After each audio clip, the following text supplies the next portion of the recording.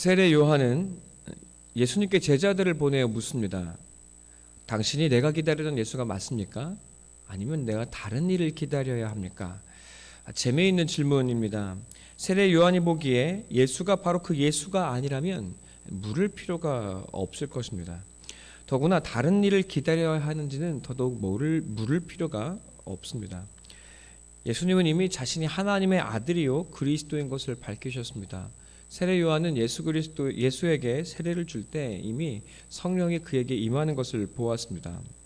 너무나 분명합니다. 예수가 그가 기다린 메시아가 맞습니다. 그러나 그가 이렇게 묻는 것은 우리 예수님의 모습이 세례 요한의 마음에 흡족하지 못했기 때문입니다. 정황은 너무나 분명한데 자신이 기대한 그 모습이나 그 현실이 아니었기 때문입니다.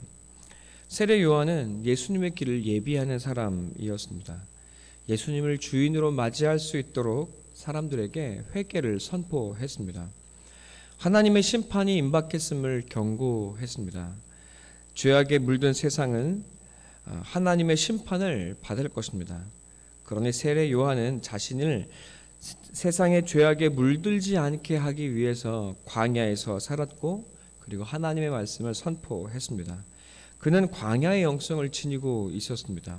메뚜기와 석청을 먹었고 빈들에서 하나님의 말씀을 외쳤습니다. 많은 사람들이 이 신비한 사람을 보기 위해 광야를 찾아가 그를 보았습니다. 그는 세상에 동화되지 않으며 세상을 향해 경고했습니다. 메시아가 임하고 그가 임할 때에는 하나님의 나라가 임할 것이다. 그래서 그때는 하나님 나라에 무서운 심판이 있으리라 경고하고 그들을 준비시켰던 것입니다. 세례 요한은 예수님이 오셔서 자신의 말을 입증해 주기를 바랬을 겁니다. 죄인들을 심판하고 로마 군인들을 물리치고 세상을 뒤집어 엎어서 그가 그토록 이야기했던 하나님의 나라가 무엇인지를 보여주셔야 했습니다. 이 세상을 완전히 뒤집어 엎어서 완전한 새 나라를 시작하실 줄로 알았던 겁니다. 그러나 우리가 이미 누가복음 7장에서 보았던 것처럼 예수님은 이 세상을 뒤집어 엎는 것이 아니었습니다. 예수님이 7장에서 이미 이루신 일은 분명 놀라운 기적이 맞습니다. 백부장의 종을 말씀으로만 낫게 하시고 또 죽은 아들을 살려주셨습니다. 기적의 차원으로 보면 이것은 굉장히 놀라운 일이 분명합니다. 그러나 예수님은 사실 인생의 길에서 주저앉은 한 사람 한 사람을 찾아가시고 일으켜 세워주시고 있는 것입니다. 사랑하는 이를 죽음에 잃고 또 삶의 이유를 찾지 못하는 이들에게 찾아가셔서 그 한 사람 한 사람을 붙들어 세우시고 나와 함께 가자고 하나님 나라를 향해 나아가자고 말씀하시고 계셨던 것입니다. 이것은 개인적으로나 기적적으로나 분명 놀라운 일인 것은 분명합니다. 그러나 이것은 세례 요한이 바라는 것이 아니었습니다. 세례 요한은 금세 심판이 임할 것처럼 사람들을 독촉하지 않았습니까? 메시아가 오면 죄인들을 심판하고 로마를 물리치고 백성의 고열을 뽑아먹는 저 거짓 종교자들을 다 몰살시켜 주시기를 기대했습니다. 그래야 자신이 옳았다는 것이 증명될 것입니다. 그래야 자신이 한 수고에 대한 보상일 수도 있었을 것입니다. 하나님 나라가 이 땅에 이루어지도록 예수님이 한번 뒤집어 엎어주셔야 하는데 예수님은 이리저리 들쑤시고 다니며 고작 한 사람 한 사람을 만나고 다니시고 있었던 것입니다. 때로는 한가하게 죄인들과 세리와 친구가 되어서 포도주를 먹고 그리고 잔치를 벌이고 계십니다. 대체 하나님 나라가 언제 임할 수 있겠습니까? 대체 저 원수 로마는 언제쯤 물리쳐 주실까요? 세례 요한은 크게 실망하고 있었던 것입니다.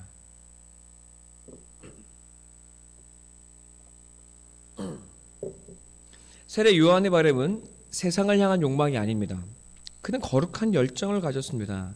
하나님 나라가 빨리 이 땅에 이루어지길 바랍니다.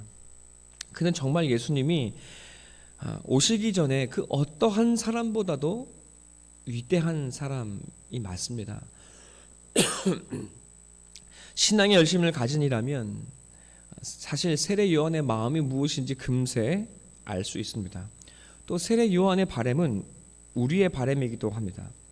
이 더럽고 악한 세상 좀 하나님이 쓸어주셨으면 좋겠습니다. 거짓을 밥 먹듯 일삼으며 상대를 바보로 여기며 노골적으로 이용하려 드는 세상입니다. 예수 믿기에 여러분 주님을 따라 베풀며 나누며 살기 원하는 성도들의 노력을 도리어 그들은 호구로 여깁니다. 이 세상의 강자는 약자를 착취합니다. 그런데 약자는 더 약한 약자 위에서 군림합니다. 세상의 모든 고통을 약자에게 전가시키는 세상입니다. 유전무죄, 무전유죄의 세상입니다. 법도 가진 자들에게는 너그럽지만 그러나 갖지 못한 이들에게는 서슬퍼런 것이 이 땅의 법입니다. 배가 고파 편의점에서 라면을 몇 개 훔쳐도 수십 개월의 징역을 살지만 수십억의 범죄를 저질러도 부자라면 휠체어를 타고 집행유예로 풀려나는 것이 오늘날의 세상입니다. 열심히 노력하고 땀 흘린 이는 점점 더 가난해지고 투기와 빚을 끌어다 쓴 사람은 성공하는 세상입니다. 이 세상에 잘할 수 있는 것은 시험을 보아서 성적순으로 번호를 매기고 그리고 자원을 분배하는 것뿐입니다. 그렇게 이제 부는 고착화되어서 빈부의 계층을 뛰어넘지 못하는 세대가 되었습니다. 이 더러운 세상을 보며 우리는 하나님께 외칩니다. 하나님 나라를 좀 빨리 이루어달라고 말입니다. 세상을 좀 뒤집어 엎어주시길 바라고 또 저 원수들을 쓸어주시면 얼마나 좋을까요? 그래서 우리는 하나님 나라 운동을 일으키기도 하고 또 세상 사람들에게 이 세상은 금세 멸망하고 심판받을 것이라고 소리를 지르기도 합니다. 이 땅에서 하나님의 백성들이 좀 가슴 아파하지 않고 살 수 있도록 그렇게 하나님이 깨끗하게 쓸어주시면 얼마나 좋을까요? 그런데 하나님은 그렇게 일하시지를 않습니다. 도리어 이 땅을 그대로 이 세상의 악을 내버려 두시고 우리를 이 세상 가운데로 몰아넣으셨습니다. 예수님은 더더욱 그렇게 일하지 않으십니다. 예수님은 한 사람의 마음의 문을 열기 위해 오늘도 부지런히 다니시며 문을 두드리고 계십니다. 하나님의 나라는 아직 세상을 뒤집어 엎는 방식으로 임하지 않는다는 것입니다. 예수님은 하나님의 나라가 우리 안에 먼저 들어오게 하십니다. 주님을 따라 하나님의 법도와 다스림을 마음으로부터 따르게 하시는 것입니다. 철저한 사랑의 고백과 그 반응으로 인격적인 연대의 방식으로 그 나라를 우리 마음에 두시고 그렇게 한 사람을 통하여 그 나라가 무엇인지를 이 세상에게 보이시고 드러내십니다. 분명 그 나라는 시작되었고 이루어졌으나 눈에 보이지 않고 도리어 성도 안에 살아있고 그 성도들을 통해 이 백성들을 통해 하나님은 자기의 나라를 드러내시는 방식을 택하셨다는 것입니다. 예수님은 하나님의 나라를 협박이나 겁박의 방식으로 우리에게 들이밀지 않으십니다. 당신의 사랑에 잇대어져서 그 나라를 내 안에 들이게 하시고 우리가 그 사랑을 쫓아 살아가게 하십니다. 이 땅에는 언제나 협박과 두려움을 조장하여 선지자 노릇을 하는 사람들이 있습니다. 마치 신비의 계시를 독점하고 있는 것처럼 말합니다. 자신이 하나님과 친밀해서 남들이 알지 못하는 더 큰 비밀을 소유하고 있는 것처럼 말합니다. 사회 질서를 어지럽혀서 제재를 받는 것을 마치 거룩한 핍박을 받는 것처럼 포장합니다. 여러분, 분별하셔야 합니다. 주님은 절대 이런 방식으로 일하시지 않습니다. 주님을 알지 못하여 거짓과 불의에 속아서는 안 됩니다. 특별히 이런 사람들의 말은 달콤합니다. 자신을 따르면 신비한 무엇을 얻을 수 있는 것처럼, 그래서 구원과 하나님의 나라가 마치 금세 이루어질 것처럼 포장하더라는 것입니다. 자신을 따르지 않는 이들은 다 심판을 받게 된다고 겁박합니다. 그래서 그 열정이 얼마나 뛰어난지 모릅니다. 그러나 하나님의 나라는 우리에게 이렇게 다가오지 않습니다. 사랑이신 주님은 절대로 이렇게 말씀하시지 않습니다. 그렇게 일하시지 않습니다. 주님은 기쁨의 축제에 함께 하시고 함께 기뻐하시고 눈물의 자리에 함께 찾아와 울어주십니다. 우리의 삶의 자리에 찾아오십니다. 삶의 고통에 신음할 때, 사랑하는 이를 잃고 주저앉아 울고 있을 때 주님은 찾아오십니다. 죄인으로 살아가며 죄에 눌려 신음할 때 주님은 우리를 찾아오십니다. 세상의 괄시를 받는 세리와 죄인된 나의 친구가 되어주십니다. 세상에 주저앉아 울고 있는 우리를 일으켜 세우시고 하나님 나라를 향해 함께 나아가자고 손을 내밀어 주십니다. 죄와 어둠뿐이던 내 마음에 하나님 나라를 품고 살아가게 하십니다. 그 하나님의 나라를 품고 그 하나님의 법도를 쫓아서 진리와 정의를 내 삶으로 살아내게 하십니다. 주님의 이 하나님의 나라는 우리의 삶에 지극히 일상적인 작은 변화로 시작됩니다. 지극히 인격적인 방식으로 우리에게 다가오시고 우리로 그 예수 그리스도가 쫓는 십자가의 진리와 하나님의 사랑의 그 나라를 함께 이루어가게 하십니다. 오직 겸손과 사랑으로 우리의 마음을 두드리시고 우리가 인격적으로 하나님의 진리와 그 말씀을 쫓아 살아가며 순종하며 행하게 하십니다. 오직 그 사랑과 겸손이 우리의 마음을 두드리고 있습니다. 사실 그렇기에 우리도 하늘나라의 백성이 될 수 있었던 것입니다. 오래 참고 기다리신 그 사랑이 있었기에 우리는 하늘의 백성이 되었습니다. 만물의 창조자 주권자이신 하나님이 지극히 낮은 우리에게 낮아짐으로 찾아오신 것입니다. 위대한 사랑으로 또 위대한 겸손으로 우리를 찾아내시고 우리와 함께 하시는 것입니다.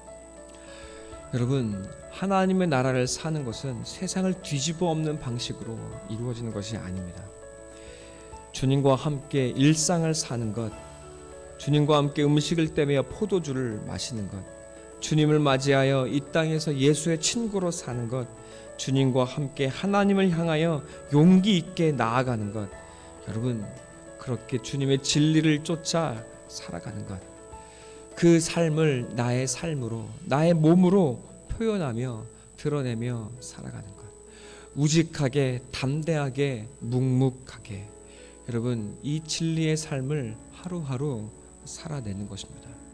이 죄악의 세상과 타협하지 않고, 이 세상의 겁박에 굴복하지 않고, 또 이 세상의 달콤한 유혹에 타협하지 않고 살아가는 것입니다. 오른뺨을 치면 왼뺨을 돌려대고, 또 여러분, 그렇게 바보처럼 하나님께서 오늘 우리에게 주신 노아의 방주를 함께 지어가는 것입니다. 하나님의 나라는 작은 한 사람의 변화로부터 시작합니다. 한 사람 한 사람을 변화시키는 것이 우리 주 예수 그리스도의 일하심입니다. 우리는 우리와 같은 세리와 죄인이 주님과 하나님의 나라를 내 안에 모시고 살아가기 시작하는 것입니다. 이것이 세상이 알지 못하는 하나님 나라의 하나님의 지혜입니다. 변화된 한 사람을 통해, 여러분을 통해 하나님의 지혜가 옳다 인정함을 받을 수 있겠습니까? 바로 이것이 하나님의 뜻입니다. 작은 한 사람의 변화가 세상을 움직이고 변화시켜 가실 것이라는 겁니다. 작은 빛이 세상의 등불이 되고 한 줌의 소금이 온 세상을 썩지 아니하게 하실 것이라는 것입니다. 하나님께서 죄악을 없애시는 것이 아니라 죄악 속에 변화된 한 사람 여러분을 심으시고 이 세상을 변화시켜 가겠다고 우리를 하늘의 동역자로 부르고 계시는 것입니다. 이것이 하나님의 능력이요, 하나님의 지혜요, 하나님의 나라의 시작입니다. 하나님 나라가 이미 여러분 안에 시작되지 않았습니까? 지혜는 자기의 모든 자녀로 인하여 옳다함을 얻느니라. 이 말씀이 여러분의 삶의 증거가 되기를 간절히 소망하고 축원합니다. 거짓 정의가 난무하는 이 시대 참 하늘의 지혜의 사람들이 되시기를 축원합니다. 이 시간 함께 기도하겠습니다.